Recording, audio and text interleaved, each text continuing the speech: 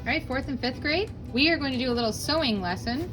And you have this burlap, you have your plastic needle, and then a whole bunch of yarn. So before you get started, it would be smart to have an idea. So what I'm gonna do is I'm gonna make like a pine tree with like a triangle out of green yarn, and then I'm gonna use some brown yarn or gray yarn to use for my trunk of my tree. I know some of you have different colors of burlap, some of you might have bigger pieces of burlap. If you have some good scissors and you want to cut your burlap into smaller pieces, you can, or you can just go ahead and work with the piece that I've given you. So, like I said, make a plan first. All right, so now I need some green yarn. So I'm gonna make this sort of triangle shape. And I have my green yarn here. So the first thing that we need to do is thread our needle. So you're gonna see your plastic needle and there's a little hole right here, and that's called the eye of the needle. And thankfully, these plastic ones have a little bit bigger eyes. If you're using a plastic needle, or not a plastic, a metal needle, they can be quite challenging to thread. So I want you to notice on your yarn, here's my two ends of my yarn. See how they're actually, yarn is like several pieces that are all spun together. And if yours is starting to look like this, it's gonna be really hard to get all 4 of those pieces through our needle. If you only get one in, it's gonna get all bunchy. See that?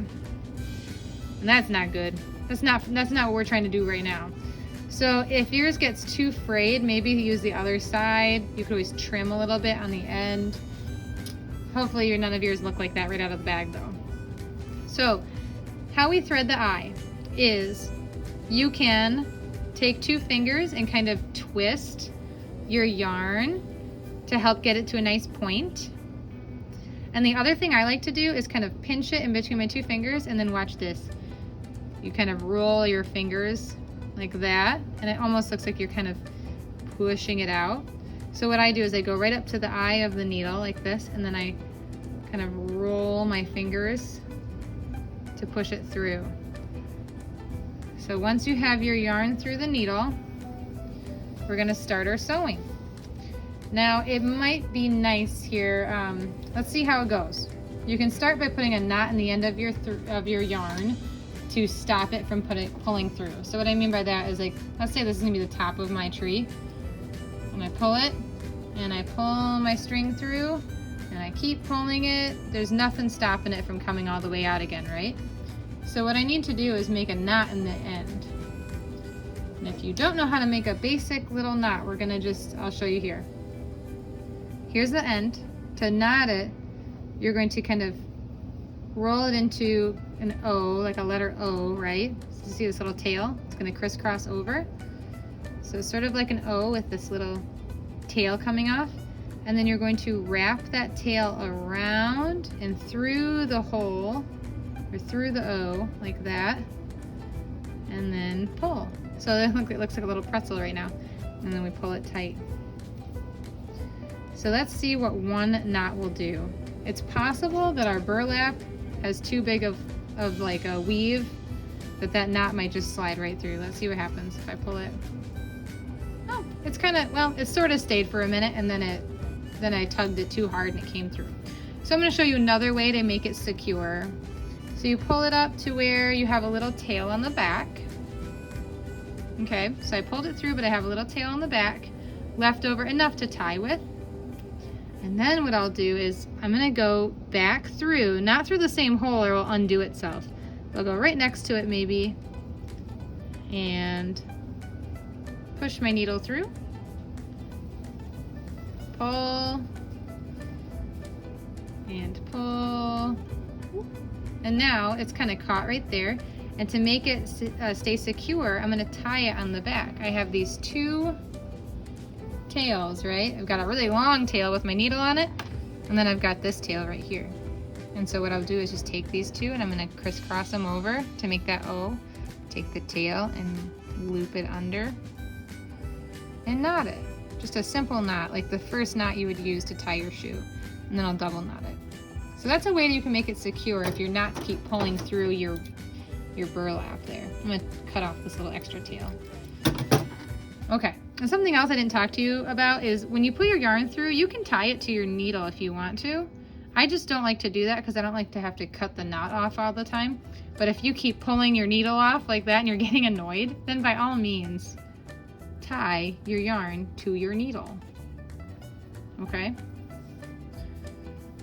So, here we go. I got it started. That's the hardest part. We got it knotted around a couple of these like strings that are in this burlap weaving here. So it's good to go, it's secure. So now I need to kind of think, okay, I'm making a triangle shape for this pine tree. So what we're gonna do is we're on the back. So we're gonna go through the back to the front, pull it until that tail on the back gets nice and taut. Yep, there we go. And now I'm going to sew. Now if I just sew super far down, since this is a decorative piece, it's maybe not a big deal, but if you're actually sewing something, this isn't, like I guess if you're trying to attach something, this isn't ideal because look at all this. This could get snagged really easily. So while you could do that, and I think that's fine, it's your art project, so you do it the way you want to do it, especially because these aren't supposed to be used like clothing, it's just for art purposes. You could do your lines like that, but I'm going to show you the other way. This is called a running stitch. Hopefully I got through there. Yeah, okay, I undid my, see how I undid that? I just went through the same little hole in the burlap to undo my sewing. I'm going to do a running stitch, so that's just like little, like almost like a dash line, okay? And the way that works is I'm going to turn this, I'm going to go that way. So it's kind of like, I'm starting here, and I'm sewing like that, okay? I'm going to go down, and then I'm going to try and get my needle through here, so like that. And then I'll pull it through. Let's see what happens if I do that. I'll do it again, don't worry. Okay. So there I got a little dash line. And I'll go down through again, and then I'm sort of just like turning my needle up so it comes back up through. And pull it through.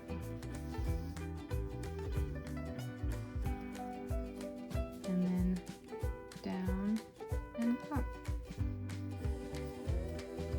Ooh, I'm almost losing my string off my needle there. There we go. Okay, pull it. Pull, pull, pull. Oh, that might happen to you. So don't get frustrated. Sometimes when you're pulling that long tail, it can bunch around your project, and just kind of pause for a second and try to problem solve. What just happened? Oh, look at that. My tail went through and bunched up my fabric. So I loosened it up. There we go. If you get yourself into a hopeless knot, you can always cut your yarn, but try to figure out what happened, and then you'll know next time how to fix it or how to avoid it. So this is called a running stitch. And I do think it's good to practice this because if you were not using burlap, let's say that you ripped a hole in your pants and you wanted to sew a patch over the hole, you could use a running stitch to put that patch over the hole. So it's good practice.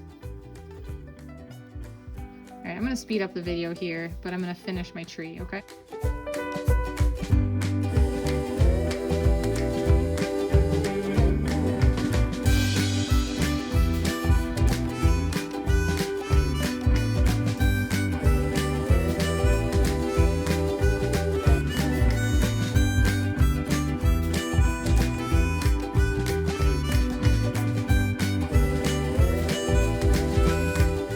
All right, I reached the end. I made my tree. I have a lot of leftover green. So what I could do is I could just start adding more stitches here to kind of add, because right now it's just like a green triangle. I could add some more stitches in here, which I think I will do just because why not? I think it would look really cool. So I'll go back into fast motion for you.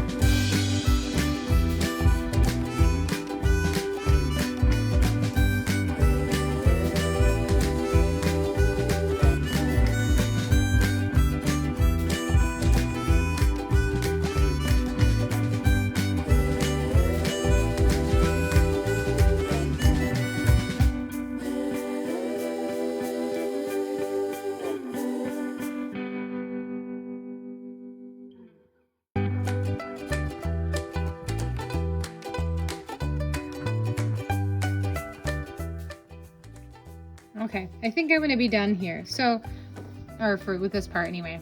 That's really cute, doesn't it? Let's look at the back. Whoa, there's all sorts of crazy lines happening because I was kind of just going all over where I wanted to be. So keep in mind that the back can be a mess as long as the front looks how you want it to look. So once you get to the end, you're gonna end it so that this doesn't kind of come out, right? We wanna secure it just like we secured the first part. So the way that we can do that is you can find like a little area like right here. I have this little loop. So what I might do is go through that loop. And then when I went through that loop, there's like a little circle again. And I'm gonna kind of dive through that circle and then pull it down. So I made like a little knot. But I might wanna do that a couple times to make it extra secure. So I'm gonna go through, made that little circle, and then kind of diving through that circle. Now, I know that there's like specific knots for specific things, but I maintain that, you know, doesn't matter for what you're trying to do. And if you're just trying to secure something on the back of a project like this, then as long as it's nice and tight and it serves your purpose, I think that's totally fine. But like I said, there's certain projects and certain things where I'm sure it does matter. But for this project in particular, any way that you can tie it to make it nice and tight is the way to do it, okay? So now I would add on my little trunk. And I think what I'll do is I'll kind of do side-by-side stitches. And I'm gonna go into fast motion for you again for that.